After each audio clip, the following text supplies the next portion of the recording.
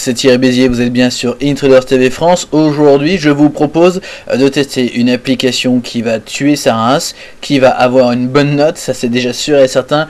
Il s'agit de Picnic. En effet, Picnic est vraiment un utilitaire de la mort qui tue dans l'âme sur Terre.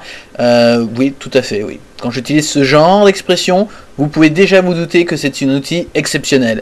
Picnic, c'est picnic.com, c'est bêta, c'est en anglais, mais c'est vraiment super cool. Picnic, c'est le online photo editing made fun, c'est-à-dire la photo en ligne, éditée, et en plus on rigole.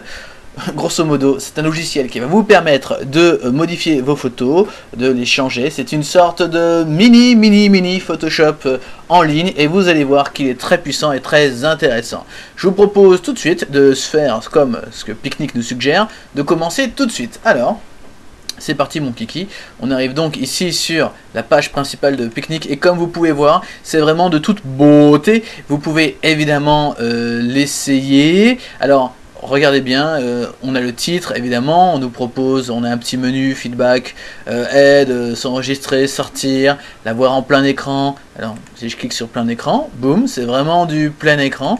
Je reviens en écran normal. Ensuite on a donc des onglets, l'accueil, les photos, éditer, créer, sauvegarder et partager. On peut donc télécharger des photos à partir de nos comptes Flickr, Picasa et Facebook. Tout est beau, tout est en flash, c'est magnifique, vraiment assez beau. Alors, je n'ai pas de compte, eh bien je vais m'enregistrer, c'est parti. Oh, c'est beau, tout est beau, même les boîtes de dialogue. Eh bien allons-y, je vais taper un username, un mot de passe, et là elle me dit, c'est trop similaire à mon username. Oh non zut, vous avez deviné mon mot de passe, c'est pas grave, je vais en choisir un autre, voilà. Regardez comme c'est beau, tout est si lisse, c'est si magnifique. C'est vraiment été fait magnifiquement bien, quoi. C'est vraiment bien fait, quoi. Ah là là, qu'est-ce que j'aimerais voir des applications web aussi bien finies et aussi belles que ça. Ah, c'est beau le flash. Et alors donc, si je veux, on peut m'envoyer une newsletter ou pas. Et je vais faire créer mon compte. Ça y est, mon compte est créé. Et regardez, je n'ai pas besoin de cliquez sur un lien d'activation. Wouhou! Ouais! Génial! Alors oui, je sais, vous me trouvez très optimiste, mais sérieux, vous vous souvenez la dernière fois où j'ai testé une application web que je n'ai pas eu besoin d'activer? Ah là là. Ça remonte à des mois. J'ai même envie de dire que ça remontait à l'année dernière. Vous vous rendez compte? Une application web où je n'ai pas besoin de confirmer mon inscription. Ça y est, des gens intelligents ont enfin compris que qu'on n'en avait plus besoin. Ça n'avait plus lieu d'être. Rien que pour ça, je mets tout de suite 18. Ouh! Déjà dans l'ergonomie, on a pas mal avancé avec ça. Bon, alors, maintenant que je suis dans mon compte que je viens tout juste de créer en 2 secondes chrono, ça c'est beau, mais ça tue de sa race. Qu'est-ce que c'est bien ça! Ah, tout le monde est en vacances de toute manière, je peux dire ce que je veux. Alors, bah écoutez, on est toujours dans un interface de toute beauté, on nous raconte tout ce qui est nouveau, les nouvelles releases, on nous explique la couverture média, etc.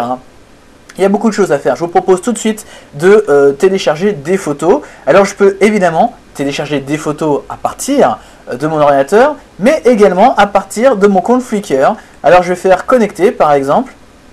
Oh là là, c'est magnifique. C'est beau. Donc ça réfléchit. Boum! Et c'est encore plus fort, il a totalement détecté mon compte Flickr à moi. Je vous assure que je lui avais pas dit avant où j'étais. Et donc il va créer un compte Flickr vers mon compte Flickr. Ça c'est génial, exceptionnel, merveilleux. Ça c'est top quand même. Vous vous rendez compte? Même sous d'autres logiciels qui utilisent Flickr, où vous avez besoin d'autoriser Flickr, eh bien vous deviez cliquer sur un lien, revenir et revenir, etc. C'est génial. J'ai 4937 photos, 55,7. On va m'afficher les dernières. Sur la tête des canards. Si ça, c'est pas top. Franchement, est-ce que vous trouvez pas ça excellent? C'est excellent, sans déconner. C'est vraiment excellent. Donc, toutes mes photos vont s'afficher. On est vraiment dans du flash, dans du beau petit flex. Je vais même dire. Et regardez comme c'est magnifique. Tout est cool. Tout est bien foutu. Et en plus, c'est super rapide. Ah ouais, c'est vraiment rapide, hein. Je suis sur une connexion internet tout à fait normale. Regardez comme c'est beau. Regardez comme c'est beau, c'est magnifique. Donc, alors, c'est beau, vraiment très beau. Comment faire? Bon, comment faire pour choisir une photo? Alors par exemple, je vais vous choisir une petite photo, celle-ci. Vous avez, comme vous pouvez voir, une petite languette et on va tout de suite pouvoir faire des choses.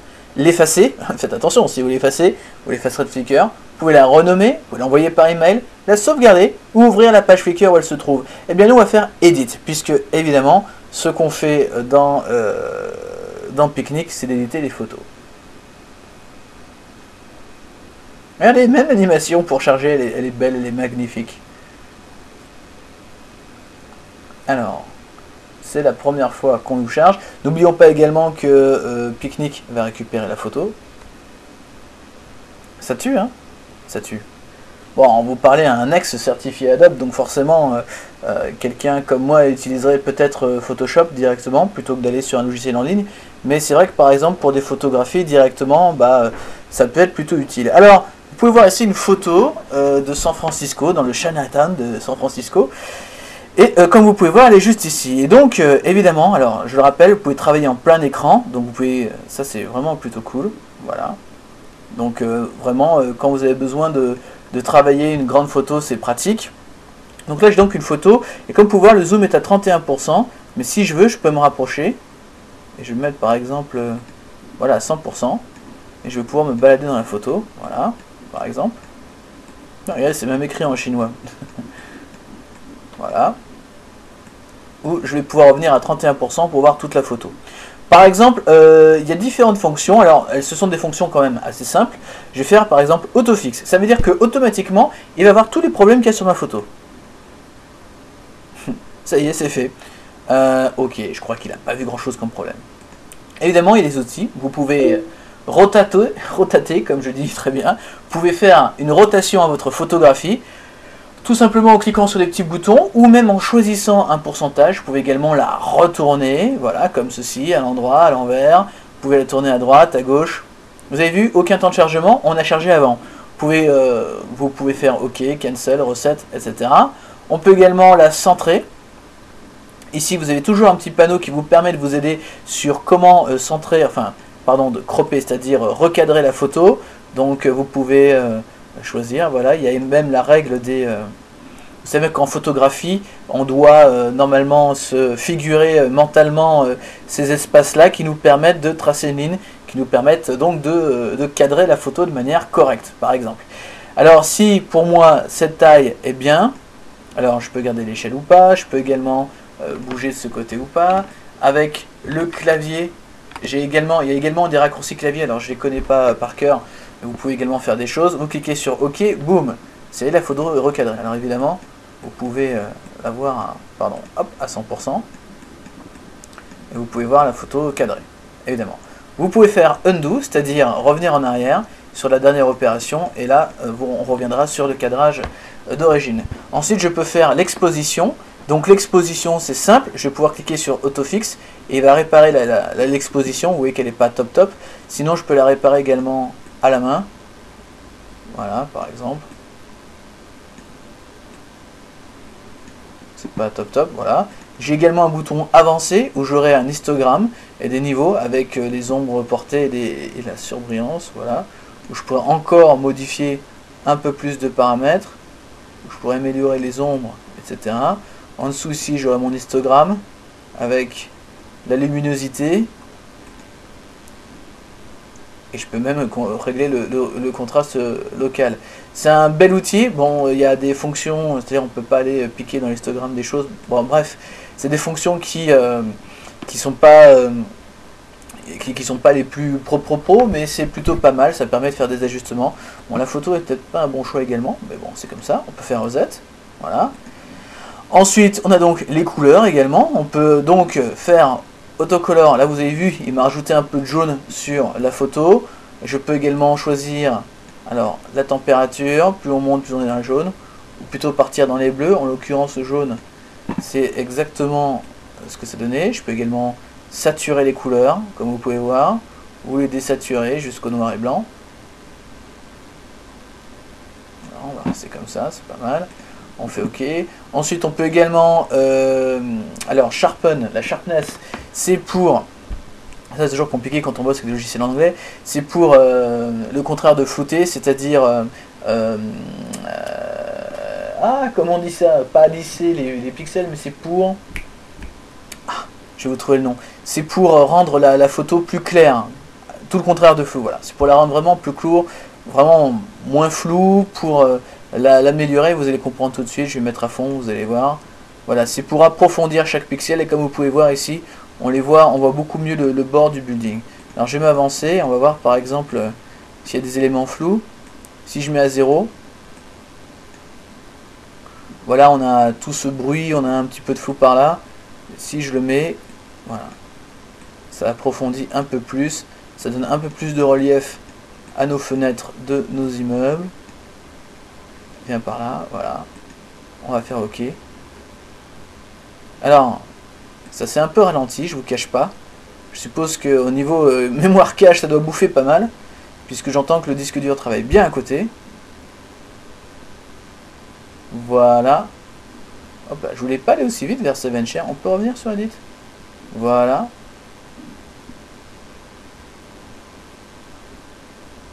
Ok, bon, on a eu un petit moment de flottement. Il y a également un outil pour les yeux rouges. Vous pouvez cliquer sur le centre de chaque œil rouge pour réparer.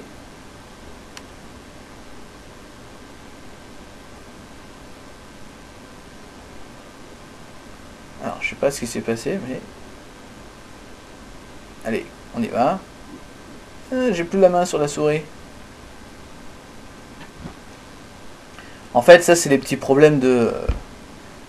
malheureusement, de mémoire quand on est sur des grosses photos, etc. Donc, alors, voilà. Je vais maintenant aller sur Créer. Alors ça, c'était... On a vu les fonctions d'édition. Hop là, voilà. Je vais revenir sur 31%. Ce sera moins douloureux. Donc ça, c'était les fonctions d'édition. Je vais aller dans Créer maintenant. Et je vais pouvoir, par exemple, et ça c'est super sympa, choisir différents effets pour ma photo. Donc par exemple, c'est une photo de San Francisco, Chinatown, on voit des grilles, des immeubles, etc. Alors un ton sépia serait pourquoi pas le bienvenu. Voilà, ça donne un peu de reflet, un peu de contexte. Voilà. Alors ici, je peux choisir une teinte de sépia. C'est plutôt San Francisco, alors on va plutôt peut-être partir dans les... Voilà. On peut également choisir le fade, c'est-à-dire jusqu'à quel point le sépia sera apposé sur la photo. Voilà. Je peux également choisir le noir et blanc. Alors voilà, je fais appliquer les effets. Voilà. Ensuite par-dessus, si j'ai envie de mettre un noir et blanc, c'est possible. Je peux également faire un boost pour booster les couleurs. Ouais, ça booste un petit peu beaucoup là. On va peut-être baisser un petit peu. Voilà, 0 la photo. Et là, je peux augmenter un petit peu. On peut peut-être donner un ton un peu plus dramatique à cette photo. Voilà, on va faire appliquer.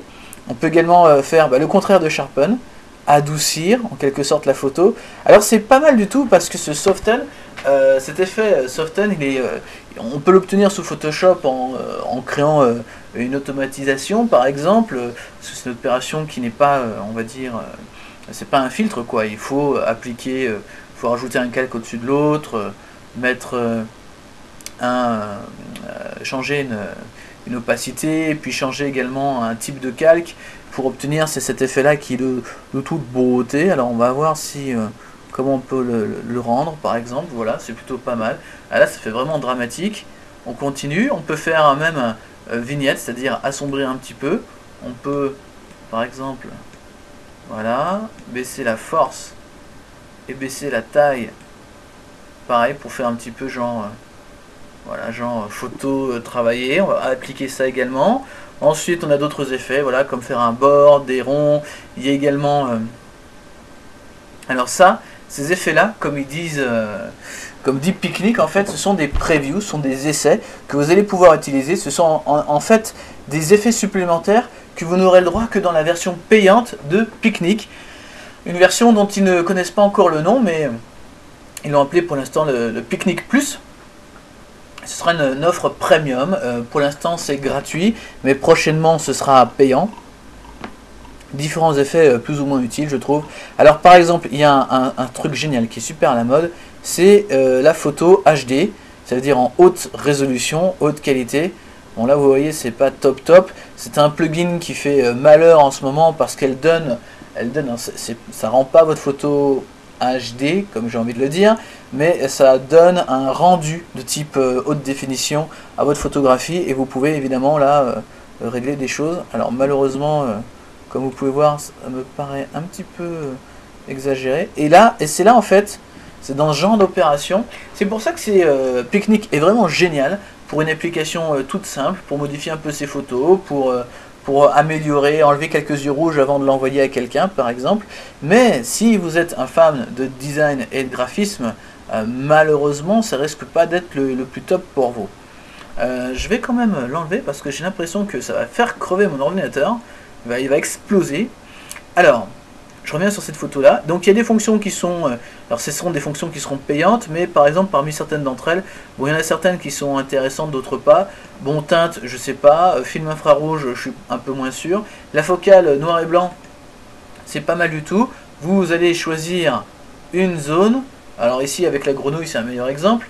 Mais vous pouvez choisir une zone qui, elle, par exemple, restera toujours en couleur et le reste sera en noir et blanc. Il y a également le zoom flouté. Ça veut dire qu'une seule partie de l'image ne sera pas floutée. Et par exemple, on peut décider que ce soit celle-ci. Donc toute la photo est floutée sauf celle-ci. Plutôt sympa aussi, plutôt utile. Vous avez ensuite Doodle qui est un truc super sympa. Vous allez pouvoir, par exemple... Alors, hop là, viens par là, toi. Alors... Vous allez pouvoir par exemple dessiner évidemment. Alors bon, c'est plutôt cool. J'aurais bien voulu un truc à la pellicula. Les puristes comprendront. Où on peut rajouter des petites étoiles, des petits trucs directement.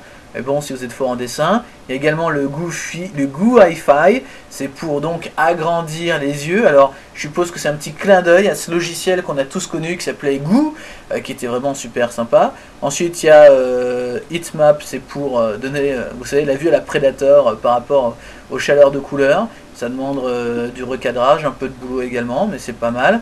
Le duotone, ça c'est par contre très très utile. Voilà la possibilité d'avoir que 2 couleurs sur une photo. Vous avez le Lomo-ish qui donne voilà, un effet magnifique. Bah voilà, très bien. Je vais garder comme ça, qui donne des flous, des bordures floues et qui donne encore un aspect. Alors que je fasse ça ou ça, je vois pas beaucoup de différence. Ah, si on va faire comme ça. Voilà. Fantastique. Là, j'ai vraiment une photo dramatique. On se croirait dans Terminator ou je sais pas où. Et voilà. Et pour finir, le petit dernier, un de mes préférés, mais également un des plus lourds. Là, vous voyez, je viens de cliquer sur appliquer et je sais pas trop comment l'ordinateur va réagir. Et c'est ça qui est vraiment dommage. Le seul petit mauvais point, c'est ça. Vous avez le fameux plugin HDR. Alors là, autant dire que ça ressemble plus à rien, mais vraiment très très utile, très très beau. Ça peut être vraiment pas mal. Et enfin, Save and Share. Donc ici, je vais pouvoir, pourquoi pas, sauver ma photographie directement sur Flickr. Je vais pouvoir taguer avec Picnic. Je vais pouvoir le mettre dans un de mes dossiers. Vous voyez, c'est totalement dynamique. Ça, quand même, ça tue sa race. Voilà, je vais le mettre dans un de mes trucs. Je vais l'appeler San Francisco. Allez, me laisse pas tomber. Allez, Picnic, me laisse pas tomber, tu peux le faire. Voilà. San Francisco, Apocalypse. Voilà, par exemple.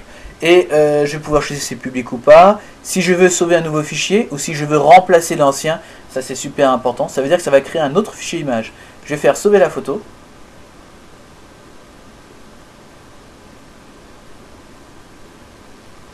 Ah non, mais c'est génial ce truc. Génial. Alors vous avez vu, hein, je regarde pendant le chargement, donc on peut récupérer les photos de Picasa Web Album, de Facebook, on peut l'envoyer par email, on peut la sauver sur l'ordinateur, on peut faire un diaporama Flickr, on peut l'envoyer à un site internet et on peut imprimer la photo directement sur son imprimante.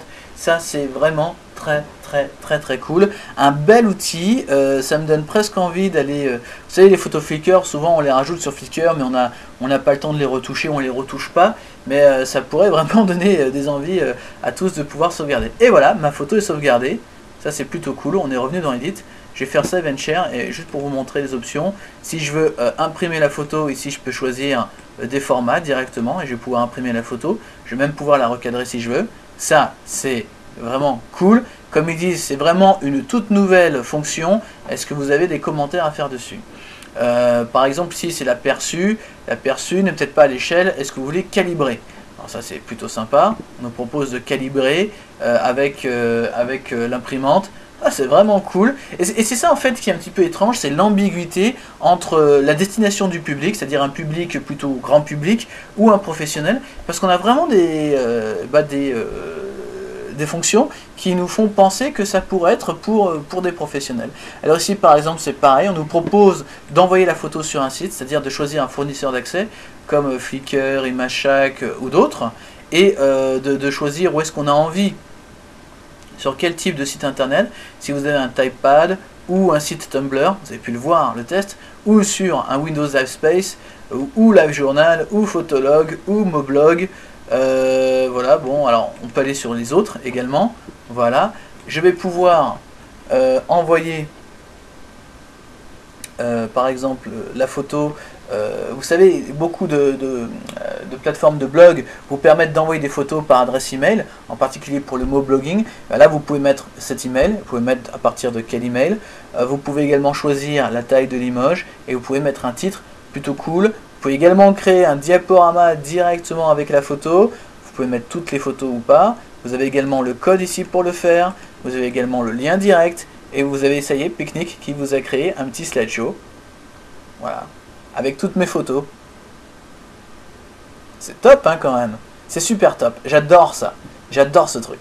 Vous pouvez évidemment sauver la photo sur votre ordinateur. Vous pouvez choisir le type de format. En JPEG, en PNG, en TIFF, en PDF.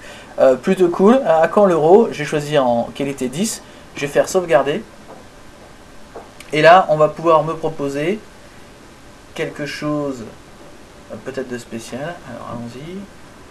Allez, vas-y, sauve-moi la photo. 2800 par 1866, ce qui fait quand même pas mal.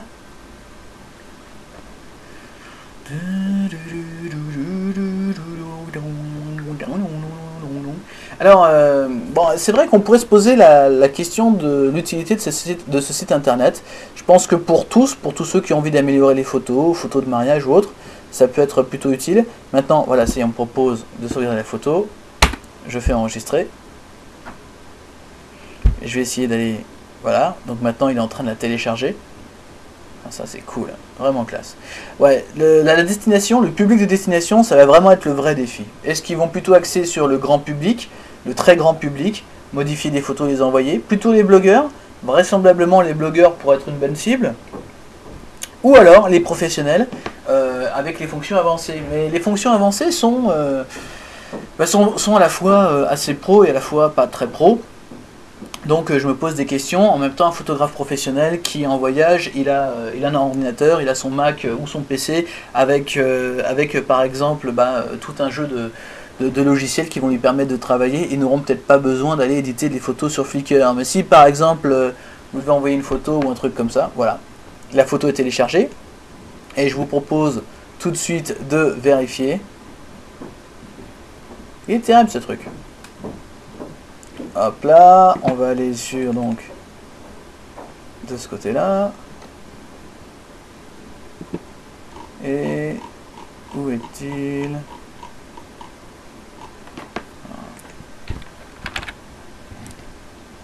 On me crée l'aperçu. Alors c'est une grosse image de plusieurs mégas. Donc vous doutez, ça peut être long. Et voilà, j'ai bien ma photo qui est là, en super qualité qui tue. Wouhou, ça c'est cool. Vraiment cool. Donc voilà, vous pouvez tout faire avec. Alors je vous propose de revenir sur la home un petit instant. Vous voyez ici on nous présente la dernière photo que j'ai éditée. On propose de continuer à l'éditer si je veux.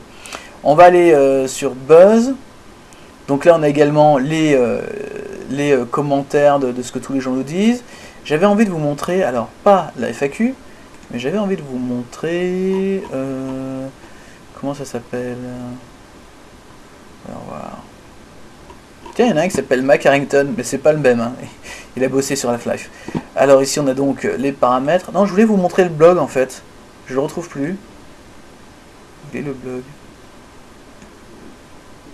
Alors oui, parce que ça fait partie également d'un autre truc intéressant de Picnic. C'est que leur... Alors, je vais sur Help, voilà, blog. Alors, allez, ouvre-moi le blog s'il te plaît. Pour finir.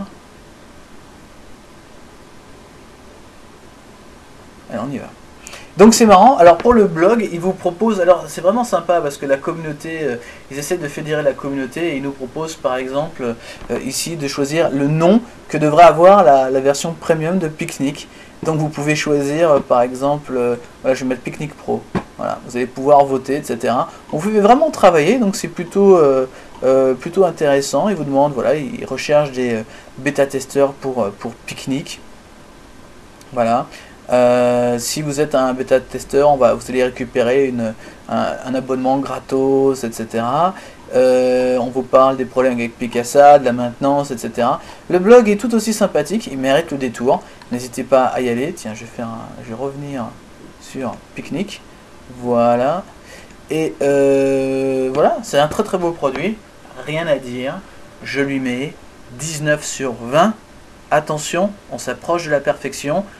19 sur 20 pour deux raisons. La première, c'est le virage du business revenu. Est-ce qu'il sera bien négocié? Et puis la deuxième, surtout savoir à qui s'adresse ce logiciel et s'il s'adresse au grand public, est-ce qu'ils sauront s'exprimer avec eux. Je vous encourage vraiment à essayer ce produit. C'est un produit qui tue. Il aurait mérité d'être dans le top 10 du Time parce que c'est vraiment un truc génial. Voilà, à bientôt sur Intruders TV.